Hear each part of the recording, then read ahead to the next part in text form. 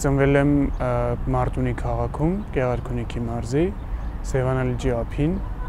ամբողջ մանկությունս անցել է Սևանա լճի ափին ու կարող եմ ասել, որ շատ հիասքանչ ուրախ մանկություն եմ ունեցել։ Փոքր ժամանակ շատ եմ հիշում, որ անընդհատ մենք խաղում էինք խաղեր, իբրև թե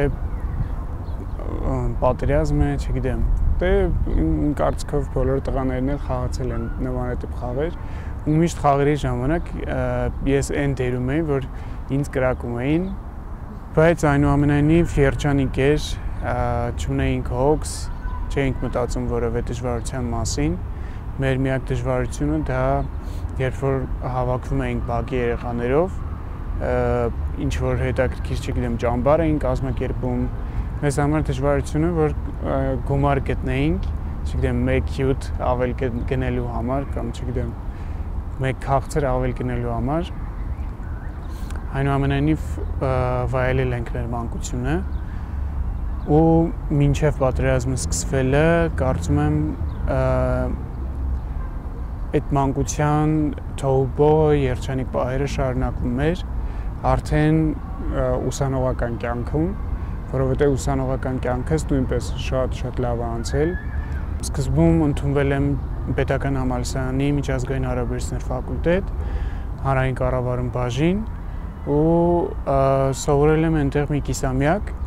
պետքա կիսաթողեի ուսումը ու ծառայության գնայի։ Երբ քաշեցի, այսինքն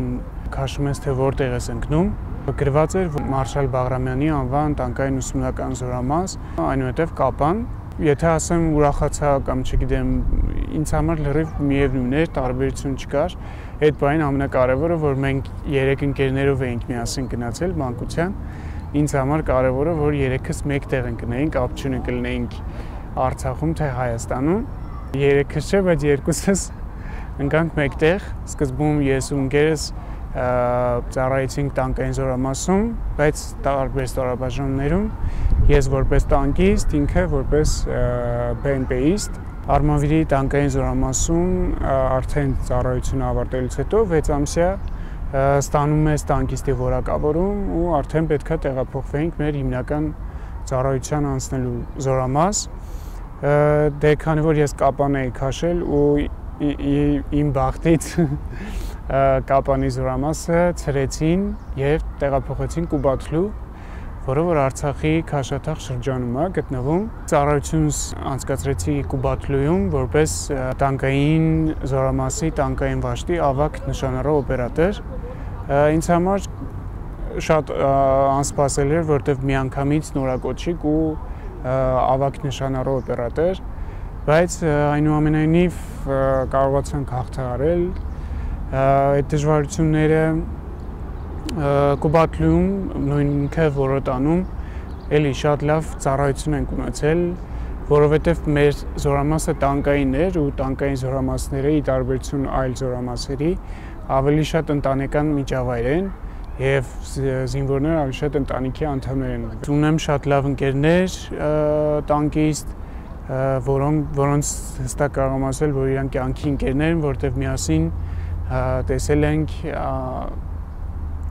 ամենադժվարինը։ Պատերազմը շատ անսպասելի սկսվեց, մենք շատ էինք զորավարությունների գնում Ջաբրայիլ ջրական ու երբ լսվեց արենայի ձայնը, մենք մտածեցինք ինչ-որ հերթական զորավարժություն է, հենց տեսանք, որ զորամասի շտաբի պետը արդեն դրոշն է դուրս անում, դե գրականությունում գրված է, որ եթե դրոշը դուրս են անում, ուրեմն համար 1, այսինքն պատերազմ։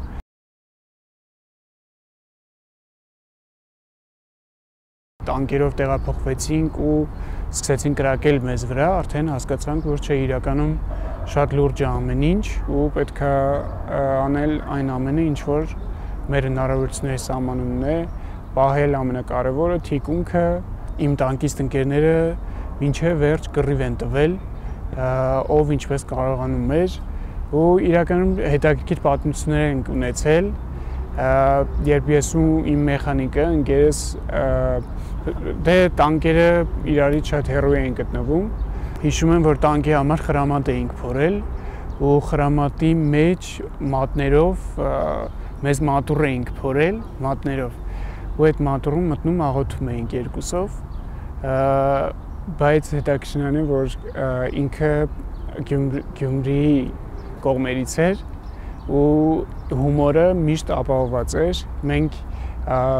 շատ լրջությամբ չէինք տրամադրված ու երևի թե դա օգնեց մեզ որ մենք չգիտեմ չգժվենք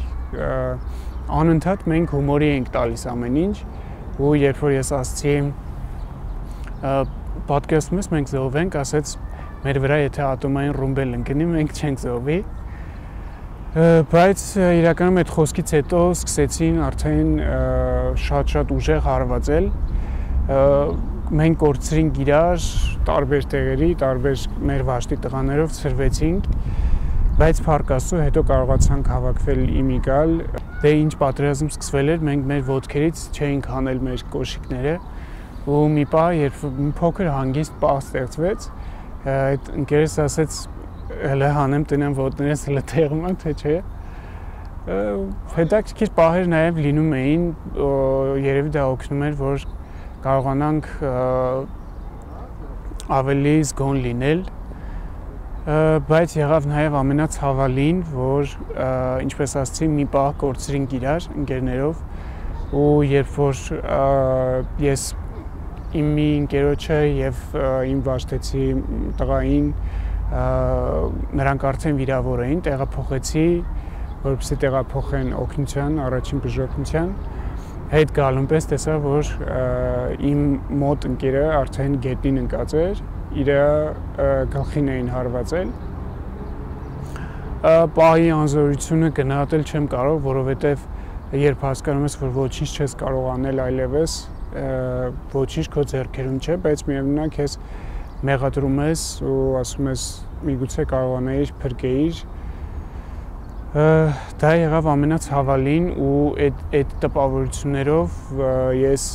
միանգամից բարձրացա տանկի վրա ու այդ պահից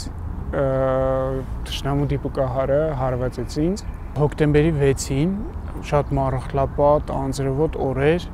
ու իրականում դա էլ մեր կողմից չէր երբեմն մառախուղը օգնել է մեզ բայց այդ պարագայում շատ բարդ էր որովհետև քանի որ մեզանից առաջ այլ ստորաբաժանում էր ու չգիտենք կրակելով մենք մերոնք կրակելով մերոնց էին կրակում թե թշնամու որովհետև մառախուղը թույլ չէր տալիս հասկանալ բայց ամեն դեպքում դա էլ հաղթահարեցինք ու երբ որ ինձ հոկտեմբերի 6-ին արդեն դիպուկահարը հարվածեց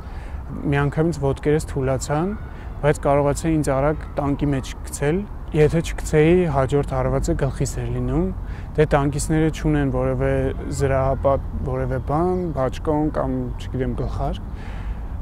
դրա համար պաշտպանված լինելը լրիվ մեզանից կախված չէր ու ինձ արագ գցեցի տանկի մեջ բայց քանի որ տանկը արդեն գործարկված էր ու շատ բարձր ձայներ ու ես չէի կարողանում գոռալ որ ես վիրավորվել եմ այդ ընթացքում էլ կարողացանք չգիտեմ ինչ-որ ձևով կրակել, բայց էլ չէի դիմանում ու երկաթի կտորով խփեցի կողքինից, որ ես վիրավոր եմ, ինքը տեսա, որ ես ամբողջությամբ արյուն եմ, այդ պահին մի փոքր գիտակցությունս կորցրի, արթնացա, երբ որ ինձ հանում են տանկից, բժիշկներս ասում են, որ հիմնական վնասվածքը նաև եղել է տանկից հանելու ժամանակ, դե բնականաբար տղաները փորձել են ինձ փրկեն ու արդեն տանկից հանելուց հետո միանգամից դրեցին գետնին վիրավորվել էր ձախ կողս, թոքս ամբողջությամբ ու ողնաշարս շատ ծանր վիրավորում էր ու արդյունքում ես իմ սիրտը բավականաչափ չէր աշխատում դրա համար բժիշկը չկարողացավ հասկանալ արդյոք ես ողջ եմ թե զոհվել եմ մտածեց որ զոհվել եմ ու խնդրեց որ արդեն ինձ տեղափոխեն զոհվածների հետ ժամանակ ես ասացի որ ես ողջ եմ փրկեք ինձ ու փառք Աստծո շնորհիվ այդ տղաների ինձ արագ տեղ հասցրեցին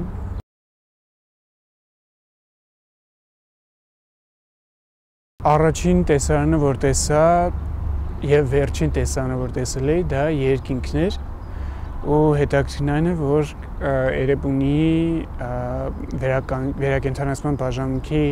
առաստաղը նույնպես երկինքի ձևավորում ուներ ու դա ինձ համար շատ տպավորիչ էր, որ աչքերս բացեցի, հասկացա, որ միգուցե ես զոհվել եմ, բայց երբ որ արդեն բժիշկները ծափ տվեցին, ուրախացան, որ ես աչքերս բացեցի, հասկացա, որ չէ, ես փրկվել եմ։ Շնորհիվ բժիշկների, շնորհիվ շատ իմ ընկերների, ովքեր ինձ նոր կյանք պարգևեցին, դա ինձ առաջ մղեց, որ ես ունեմ ինչ-որ առաքելություն ու եթե ողջ եմ մնացել, պետք է նաև գնամ այդ առաքելության հետևից։ Սկզբնական շրջանում շատ ծանր եմ տարել այն փաստը, որ որոշակի ժամանակատված չպետք է քայլեմ ու առաջին դժվարությունը ամենաբարդ պահը, որ բժիշկը ինձ ասաց, որ մոռանամ նույնիսկ նստելու մասին, բայց ես ուժ հավաքեցի ու շնորհիվ իմ առաջին գինեզիստի Կարենի, ինքը շատ հավատով տղա էր, միասին Աստվածաշունչ էինք կարդում, երբ որ հիվանդանոցում պառկած էի, ու ինքը ինձ միշտ հույս էր ներշնչում, որ ոչինչ անկարող չէ Աստծո համար, ու նույնիսկ եթե բժիշկները ասում են, որ ես չեմ կարողանա նստել, ես ընդհանրապես մեկ շաբաթ հետո մարզումների շնորհիվ նստեցի։ Դե բնականաբար մարդն այնպեսին է, որ մի բանի հասնում է, ձգտում է ավելի լավին, նստելուց հետո ձգտում էի կանգնելուն արդեն։ Կանգնելը արդեն իրականացրեց իմ հաջորդ գինեզիստը, Հայկը, արդեն զինվորի տանը։ Դա ինձ համար, չգիտեմ, երջանկություն էր, որովհետև երկար ժամանակ չէի կանգնել ու ինձ համար դա մեծ հաղթանակ էր իմ վրա աշխատելու, իմ առաքելության հետևից գնալու համար։ Ու հիմա ես շարունակում եմ իմ ուղին, նույն ձև շարունակում եմ վերականգնողական բուժումը, ծրագիրը, լողեր եմ գնում, սկզբում, երբ մարզասրահ եմ մտնում, մարդիկ մի տեսակ էին նայում, չգիտեմ, երևի մտածում են ինչ գործ ունի այստեղ, բայց հիմա ես նրանց հետ հավասարաչափ մարզվում եմ, նույնիսկ մարդիկ մոտենում, ասում են մենք ձեզանից մոտիվացվում ենք, որ դուք ուժ եք գտել ձեր մեջ, մարզվում եք, մենք էլ պետք է մարզվենք։ Նույնն էլ լինում է նաև լողավազանում։ Դե լողավազանում չեն նկատում, որ սայլակով եմ, ու երբ որ ջրից դուրս եմ գալիս, նստում եմ սայլակին, զարմանում են, ասում են, այս նույն մարդն էր ջրի մեջ։ Դա ինձ իրականում դուր է գալիս։ Սկզբում ես շատ կաշկանդվում եմ մարդկանց հայացքներից, նույնիսկ կատակում եմ, ասում էի, որ մենք արմունակային ենք, չգիտեմ, կապույտ մաշկով, բայց հիմա եմ հասկանում, որ մարդկանց մեղադրել պետք չէ, որովհետև մինչ պատերազմը սայլակով մարդիկ այդքան շատ չէին, շատ դուրս չէին գալիս, տանը պարփակված էին, հիմա մարդիկ սովոր չէին դա տեսնել, հիմա արդեն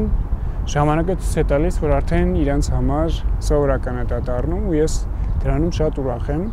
երբ մեզ ասում են ինտեգրվեք հասարակության մեջ,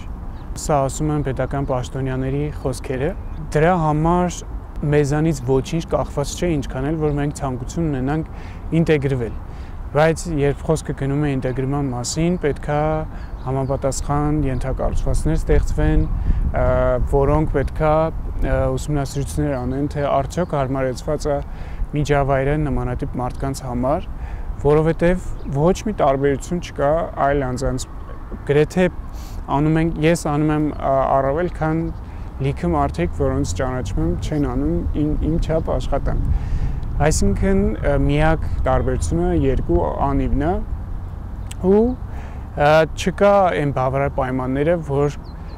մոտենում ենք ինչ-որ սրճարան, չգիտեմ, հասարակական որևէ վայր,